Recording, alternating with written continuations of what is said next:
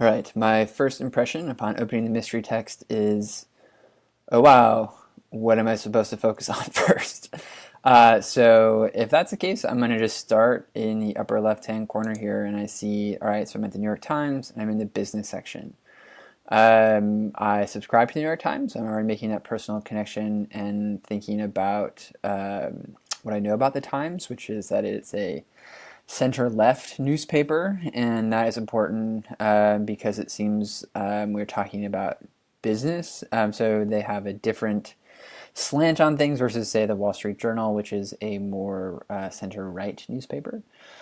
So now I'm going to move just down the page. And actually, before I do that, because again, thinking about activating my prior knowledge and the different things that we've been learning about this past week about different reading strategies, I'm actually going to preview the text here. And so I see that there's a scroll bar here on the left, and then if I move my cursor around, a bunch of little windows pop up, and then I can zoom, apparently. And then I see, zoom in, zoom out, or I can go full screen. So I am feeling overwhelmed at this point. my cognitive load is on overdrive. So again, thinking about prior knowledge, I'm thinking about extraneous cognitive load at this point, and that's making it difficult to really focus on what am I supposed to be getting out of this. So then I return to the top 1%, what jobs do they have? So a prediction I would make is that the top 1% is mostly working in finance, and that other professions such as physicians or accountants and other professional jobs. They're not teachers yet. Let's hope someday. So I'm making a prediction based on what the header is here. Explore the occupations and industries of the nation's wealthiest households. So I guess where I go from here is, because I'm reading top to bottom, left to right, is here. Rectangles are sized according to the number of people in the top 1%. Color shows the percentage of people within that occupation and industry in the top 1%. I'm going to reread that because I am feeling that cognitive overload and sort of the drag of all of this on my ability to focus. So I'm going to reread.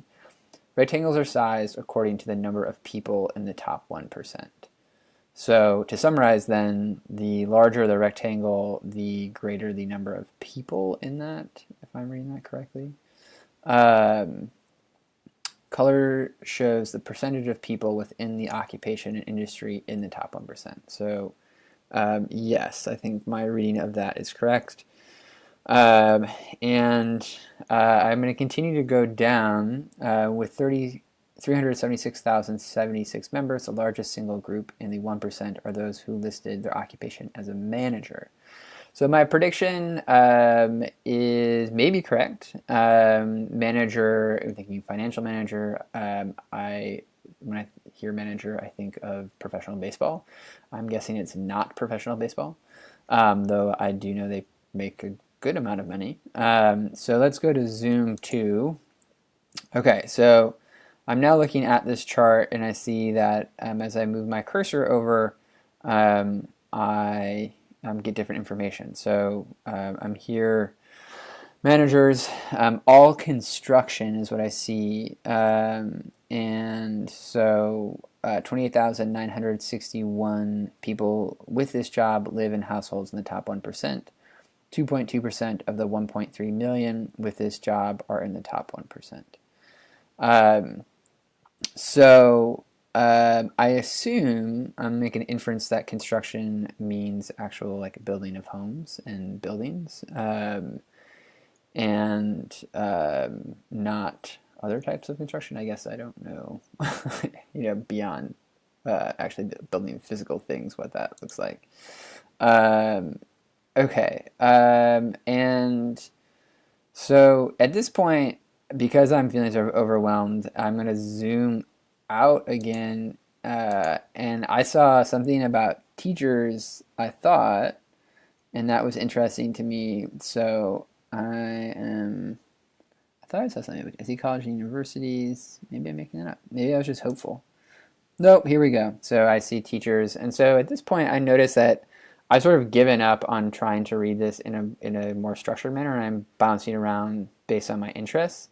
And so I see a teacher 0.9% of the 6.8 million with his job are in the 1%. And that makes sense to me. I would kind of be surprised it's that high, that almost 1% of teachers qualify as being the top 1%.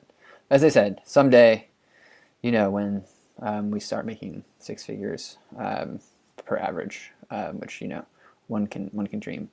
Anyway, I'm gonna stop my think aloud here and give my cognitive load a little breather here because this is rather overwhelming.